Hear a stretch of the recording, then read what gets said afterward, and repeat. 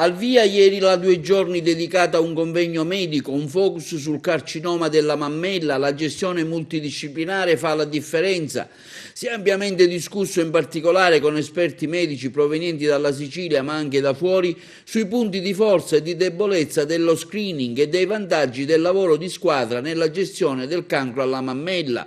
della formazione degli specialisti senologi, del ruolo del volontariato, delle associazioni femminili e dello stato della ricerca clinica. A organizzare l'evento i dottori Francesca Catalano e Antonio Savarino. Ormai è un appuntamento annuale e devo dire che è molto partecipato. Evidentemente il carcinoma della mammella rappresenta una patologia che crea interesse e noi organizziamo ogni anno questi eventi monotematici privilegiando quello che è il modello della pluridisciplinarietà. Infatti in questo evento sono previste delle sessioni. Nella prima si sta parlando della diagnostica, poi seguirà la sessione sulle terapie locoregionali, sia la chirurgica sia la radiante. Poi avremo una sessione dedicata ai trattamenti oncologici di tipo medico e di tutte le novità che ci sono nell'ambito dell'oncologia medica e non dimentichiamo una sessione importantissima sulla genetica. Sapete che almeno il 10-13% delle donne con cancro alla mammella hanno un cancro ereditario e oggi veramente si può fare molto nell'ambito di quella che è la prevenzione in queste donne che devono ovviamente subire un percorso di screening, di diagnosi precoce sicuramente differenziato rispetto alla popolazione generale, in maniera tale da riportare, grazie al nostro intervento, ad un'aspettativa di vita uguale a quella della popolazione generale, queste donne che altrimenti molto probabilmente morirebbero di tumore e avrebbero un'aspettativa di vita sicuramente più bassa. E infine, come nostra abitudine, diamo sempre voce alle donne, alle pazienti, e questo lo faremo domani, e alle associazioni di volontariato. Alle pazienti perché le pazienti ci fanno riflettere su cose, su quelli che sono i loro bisogni che certe volte possono passare inosservati, lì dove il medico all'interno di un ospedale è tutto preso dalla fretta, dalla burocrazia e dal ridotto tempo per dare un ascolto che le nostre pazienti ci chiedono sempre con maggiore forza. E le associazioni di volontariato perché supportano gli operatori sanitari, medici, infermieri, personale sanitario tutto, nell'aiutare le pazienti nel loro percorso di cura, le pazienti stesse, ma principalmente perché cercano di puntellare, di stimolare le istituzioni dove ce ne sia necessità, e spesso questa necessità, specialmente nel meridione d'Italia, c'è, a fare in modo che queste istituzioni mettano nelle condizioni gli operatori sanitari di garantire al meglio la salute delle nostre donne il più vicino possibile al proprio domicilio. Noi stiamo lottando tantissimo per cercare di garantire l'eccellenza del percorso di diagnosi e cura nel cancro della mammella. Abbiamo portato avanti il discorso della Breast Unity già da tanto tempo e siamo riusciti a realizzare qualcosa che prima, sino a 2 anni fa, era impensabile qui in provincia di Agrigento. Siamo contenti? Sì, certo che lo siamo, però consideriamo questi risultati come un punto di partenza e non di arrivo, perché vogliamo guardare più che a quanto siamo stati bravi, a cosa abbiamo ancora davanti e ci sono tante criticità da risolvere in maniera tale da puntare sempre all'eccellenza, in maniera tale da evitare che le nostre donne siano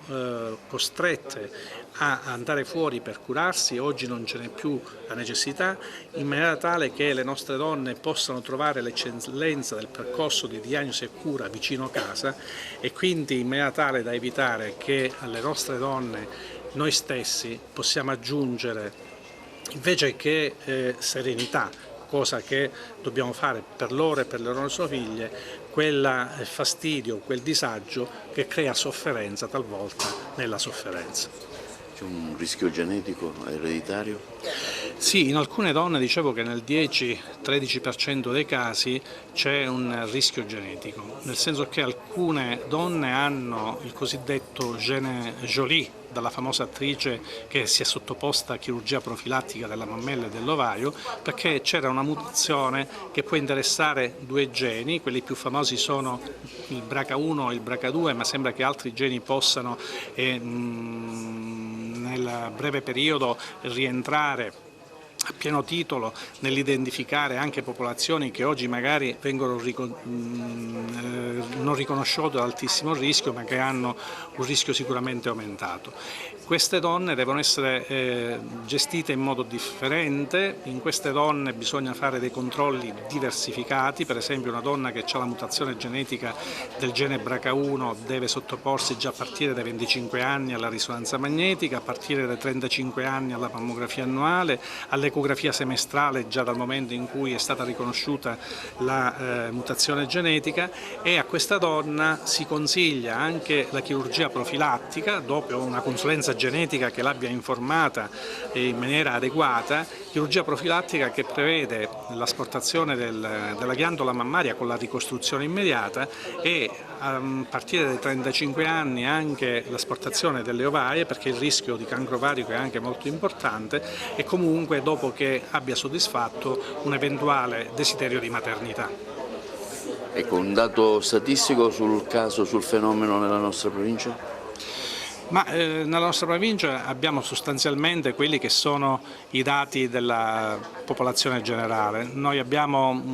all'incirca un 7-8% di tumori ereditari. Per esempio quest'anno io ho avuto occasione purtroppo di fare una biopsia e diagnosticare un cancro della mammella ad una ragazza di 22 anni, e a questa abbiamo fatto ovviamente la consulenza genetica e il test genetico ed è risultata positiva per la mutazione del BRCA1. E quindi in questi casi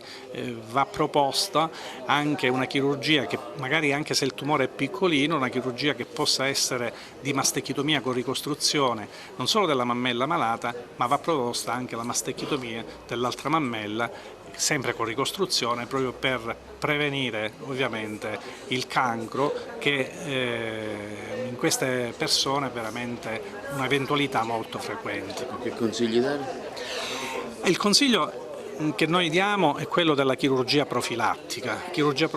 per l'appunto, che prevede l'asportazione della ghiandola mammaria con il risparmio ovviamente, spesso quando fattibile, spesso lo è, del capezzolo, dell'areola e della pelle, per cui la ricostruzione da un punto di vista estetico diventa assolutamente adeguata, cioè le mammelle da un punto di vista estetico vengono conservate con l'impianto di protesi,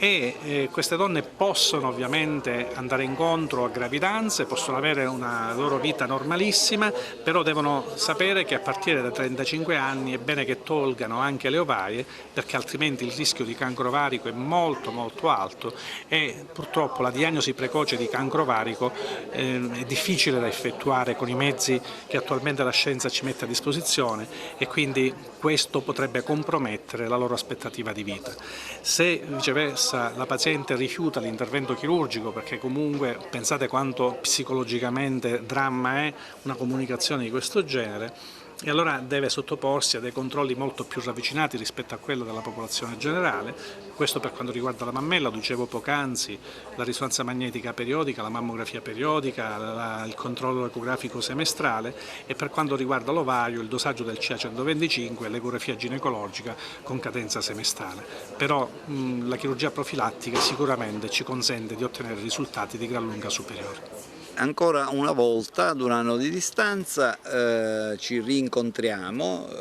all'Hotel della Valle per fare il punto della situazione ad un anno appunto di distanza dall'inizio dell'attività di questa Breast Unit avallata dalla ASP di Agrigento, proprio per capire dove siamo. Abbiamo fatto in quest'anno un grande lavoro perché abbiamo intercettato il 30% della popolazione che adesso viene trattata in provincia, appunto, quindi a casa. Consideriamo che la patologia mammaria incide dai 270 a 300 nuovi casi l'anno nella provincia di Agrigento e in questo anno abbiamo trattato circa 100 pazienti, quindi abbiamo intercettato già il 30% della popolazione, evitando quella che era una migrazione che era pari al 100% nella provincia di Agrigento. Oggi appunto ci riuniamo per fare il punto della situazione e stressare il concetto della squadra, del lavoro di squadra, così poter lavorare tutti insieme, oncologi, chirurghi, radiologi,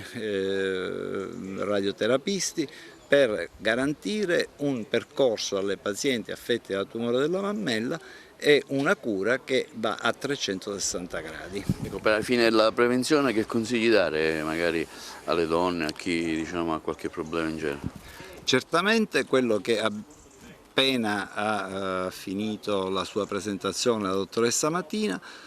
stressare quello che è lo screening, aderire allo screening perché è il primo punto, è il punto di partenza per la prevenzione, è quello che ci consente di individuare le lesioni mammarie agli inizi, quindi ancora con pochi millimetri,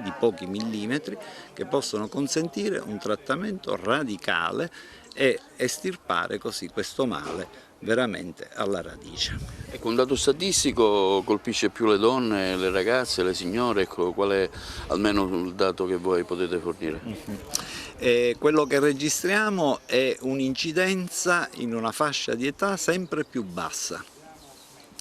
Abbiamo casi ormai anche di ventenni dove sono stati diagnosticati appena bioptizzati con carcinomi della mammella.